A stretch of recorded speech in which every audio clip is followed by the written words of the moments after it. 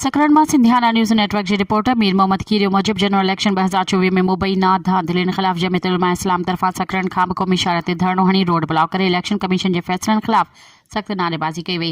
धरणे खे ख़िताब कंदे जमीयत उलमा जी सूबाई जनरल सेक्रेटरी अल्लामा राशिद महमूद सूबनो ख़िताब कंदे चयो त इलेक्शन में रिकॉर्ड धांधलियूं कयूं वयूं।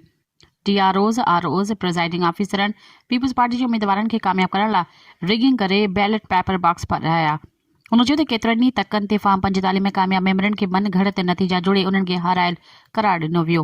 हुन चयो त बैलेट पेपर ते लॻल फिंगर प्रिंट्स चेक कया वञनि त बिलावल भुट्टो ज़रदारी समेत PP जा उम्मीदवार हाराए वेंदा।